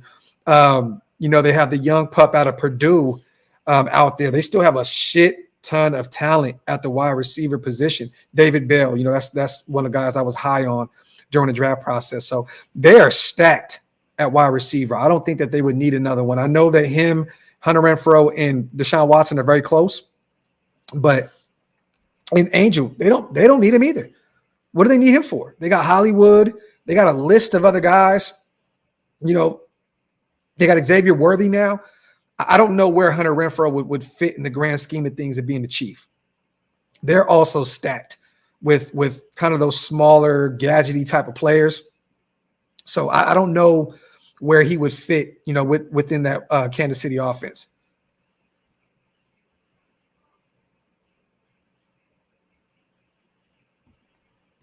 Two stock? I mean, who would it be then? Who would it be? Could it be the Chargers? I think that they kind of have a slim wide receiver group that's unproven. They went, they got Brandon Rice and, my boy Q out of TCU, who I think is going to be a baller for them this upcoming season. Maybe they can add him. I don't know. The Broncos, I don't see them bringing him in. Maybe Sean Payton can see. Maybe. I don't know. We shall see. Stiddy's not going to be their quarterback, though. He looks as though he's going to be their third string guy, Samson. I don't even know if he actually makes this roster. He has one more year on that 2-year deal that he signed with Denver. And, at this point, they got Bo Nix, and then they went and got Zach Wilson from the Jets. And it looks as though he may be their starter out there under Sean Payton. I think that, Payton sees a little Drew Brees-esque in his game. I mean, he's nowhere near Drew Brees. I'm just talking about measurables and the way he goes about the game. I liked Zach Wilson coming out of that draft. I think that he was put in a fucked up situation with the Jets, and I'm hoping that he doesn't figure it out with the Broncos, because that could be a detriment to us. You know what I mean? But I think Zach Wilson is the guy that starts for them out there with Denver. I do. Over Bo Nix and over Stiddy. Let me see. Salute to everybody here, man. Wipe them feet, y'all. Hit them thumbs up. If you're not subscribed yet, man, make sure you hit that subscribe button. Classman Q says, or he goes to the Saints. We talked about that. The Panthers, maybe. I mean, they got Thielen. They have him on a few more years. So they already have a veteran slot guy. I don't think that Carolina really has the need for him. I know he's from that area, Clemson guy. Maybe they do bring him home, but I think that they already have a guy in Adam Thielen, even at the age that he's at, that can sustain more brutality than Hunter Renfrow, comes down with the football a lot more than Hunter Renfrow. I just don't see them necessarily needing a Hunter Renfrow on that Carolina offense. Let me see. Salute. New England, Pittsburgh, maybe Pittsburgh, San Francisco. They have a deep wide receiver group. I don't see where Renfrow would fit at all with the Niners. Don't get me wrong, Shanahan would probably be able to work magic with Renfrow, but I don't see it. They have a deep wide wide receiver group out there, with the Great America 49ers. You know what I mean? The suburban Great America 49ers. Real ones, no. Let me see. Wouldn't that be something? Peyton, he goes to the team that blasted him, that started this whole downward spiral. Returned that kick, took it to the crib, beat us. I was there at that game. It was nasty work. Remember when Hunter fumbled on the sideline and they picked that ball up and took it back to the crib? It's nasty work, man. Nasty work. It's interesting, though. Let me see. Angel, at this point, I probably would assume it'd be, if he makes this roster, Tulu Griffin, the UDFA. I can see him potentially returning kicks. I can see them utilizing Trey Tucker, even though I don't want to see him out there returning kicks because I don't want him to get hurt, because that would put a definite damper on the offensive side of the ball for us. It would definitely affect us massively if Trey Tucker went down, because then your speed element of your offense is completely gone at the wide receiver position. But I can see Trey potentially returning kicks. I can see Dylan potentially returning some kicks. Maybe Amir Abdullah. I know he's getting up there in age a little bit, but I trust Amir Abdullah to go out there and return kicks. Could be him. I'd say Tulu, Amir, maybe Dylan, maybe Trey Tucker. The chat always gets wild, man. Yeah, man. You think Samoan money? Maybe. Maybe Laube is the kick returner. That'd be interesting. We shall see. Salute. Still got 500 plus people here in the building. Whether you are watching on Twitter or YouTube, do me a favor, you guys. Wipe them feet, man. Hit them thumbs up. And if you're not subscribed yet, man, make sure you hit that subscribe button. Wasted wouldn't be having this. The way Honda was talking about Dylan on the kick return, he got it. And Dylan even said it. Dylan said it as well. And salute to Raider Red. I'm having a blessed day. Thank you so much for asking. Even Dylan talked about it on the podcast. When he came on. And, he's not against returning kicks. Guy's an explosive football player. You want to get the football in your most dynamic playmaker's hands, right? And I would love it. I would love to see him, be able to return kicks. That'd be phenomenal. That would be phenomenal. Red, you stupid, bro.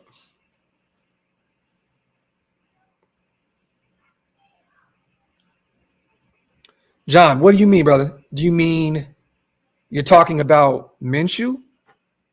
I think that's what you mean, right? Minshew? Elaborate on that, brother, and I definitely will answer your question. I got you. Let me see. No, we definitely do not need to put Jack Jones out there at all. I know that he, played some wide receiver at the high school level, and he's a dynamic guy. We do not need our corner one out there returning any kicks. Ain't no damn way. Thank you, Salvatore. That means a lot. And you know what's funny? It's funny you brought that up. And look, you probably buy one, and I'd probably buy the other copy, and we probably sell two of them. You know what I mean? But it's funny because Big Mike actually hit me up. You guys know Big Mike is my brother, man, Shieldmore brother. He writes. He's the #1 guy over at Planet Raiders that writes articles and all that good stuff. He actually hit me up randomly and said, "Yo, I want to write your autobiography." So hey, maybe I'll put that together sometime soon in the near future, man. That'd be fun. You know what I mean? You guys can get a better idea of why I am the way I am. You know what I mean? So we shall see. We'll probably sell about 2-3 copies. I think my mama would buy one too. You know what I mean? Few of them. Raider, have a blessed day as well. It's always good to see family elite in the building. It was reported by Vic Tafer, yet those red zone picks were thrown by Gardner Minshew. There you go.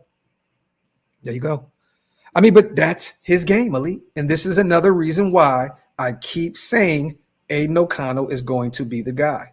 I don't think people understand. Luke Getsy does not want a guy turning the football over continuously. AP is a guy that does not want his defense to be on the football field more than need be. You know what I mean? Let them go out there and make some plays, but don't exhaust your defense by having your signal caller going out there and throwing pick after pick after pick. You know what I mean? So, you know, I just think personally, it's just an easy call to have Aiden O'Connell go out there and be the guy. He's not going to turn the football over. He's not. You've seen it at the end of the season last year. He started, you know, getting those nerves out of him. What was it? 8, 9 touchdowns to no picks. Got to protect the football. And this is another reason why I think Luke is going to say, I trust Aiden O'Connell to go out there and make the plays over Gardner Minshew. And I like Gardner Minshew a lot. I do. I just think that, you know, we have a chance to do something special this year, you guys. We have a chance to shake, you know, that this offense's nasty stigma from last year. And in order to do that, you have to protect the football in the run game, in the pass game, everything. I don't see Zamir going out there and fumbling the football left and right. It's not going to happen. But I can definitely see Gardner Minshew going out there and being the gunslinger that he is and just throwing the football around. And this is what Gardner does, you guys. He'll go out there and make a big play, right? He'll probably just throw a bomb to Devontae, and we're like, oh, my God, we found our guy. And the next thing you know, the next series, he throws a fucking pick 6 or something. And I'm not saying that he's done that before in his career. I'm just stating that it's like a boom or bust thing at the quarter. It's like the Meek Robertson of the quarterback position. You know, you're going to go out there and get cooked. Damn, he gave up a big play, gave up a touchdown. Then he goes out there and seals the game with a pick. It's like I really look at Gardner Minshew as like the Amik Robertson of the quarterback position. You know what you get with him. It's a boom or bust type situation. Jack said, you know, he can use his legs. You know, he's more of a Patrick Mahomes, you know, model as compared to Aiden O'Connell being a Tom Brady type guy, right? So, but I've seen Colts fans lose their shit watching Gardner Minshew. I've seen them be very hyped, like, oh shit, he's the one, and then be like, yo, we got to get rid of this dude. I've seen it. You know what I mean? So I think we have to understand what we have here with Gardner Minshew. Is he exciting? Yes. Is he a great human being? It seems like he is, right? Is he a great locker room presence? Definitely. Is he a funny dude at the podium? Yes. But I'm telling y'all now, man, if we have Gardner Minshew out there calling the plays or being our signal caller out there, I'm just a little nervous about that.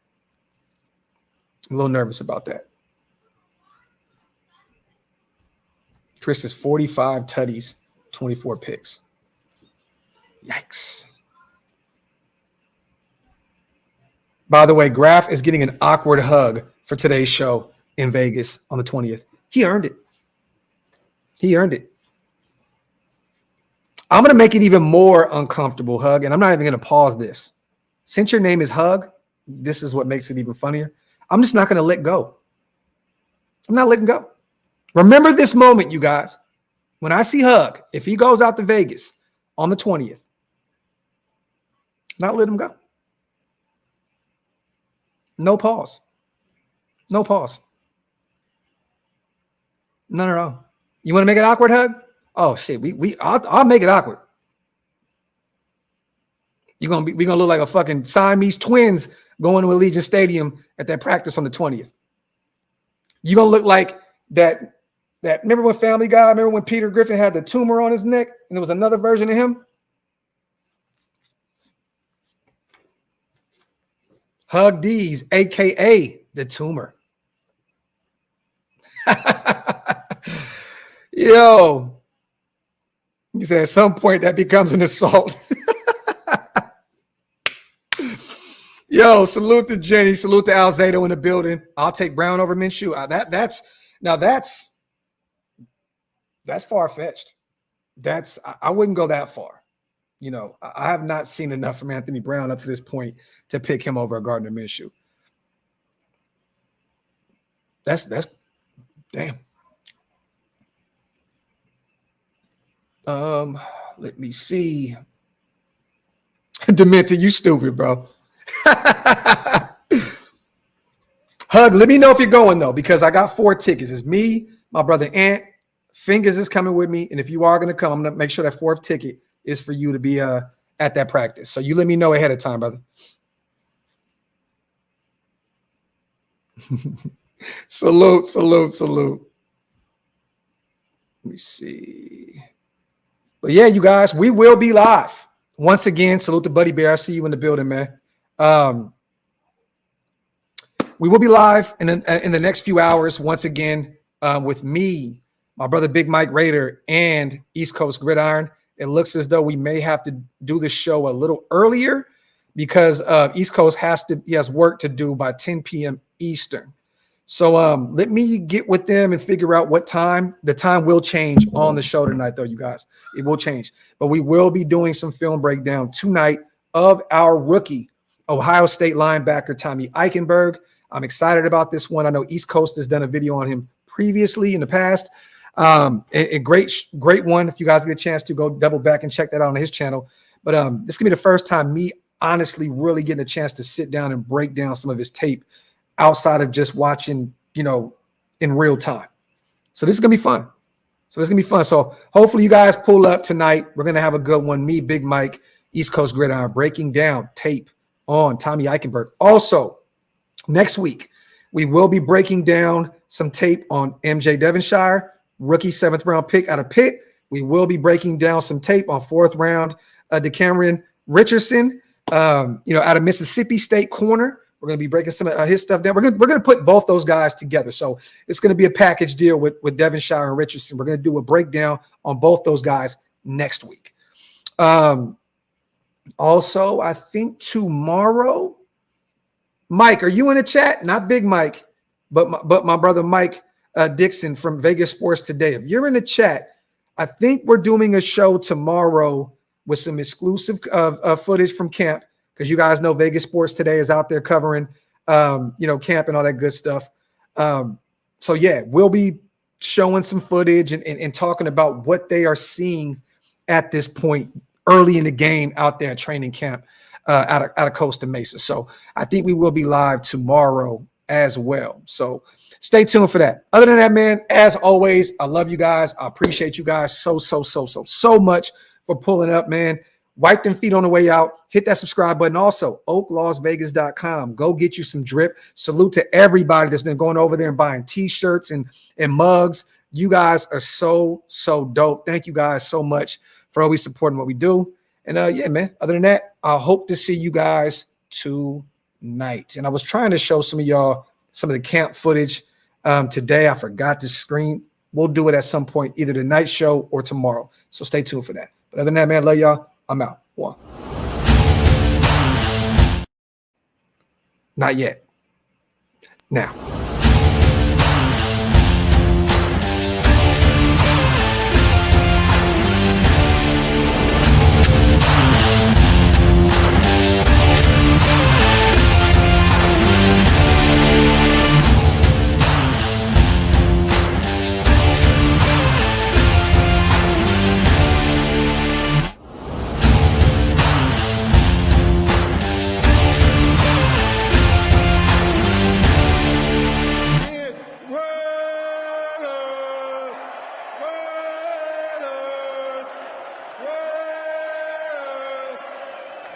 That's what I'm talking about.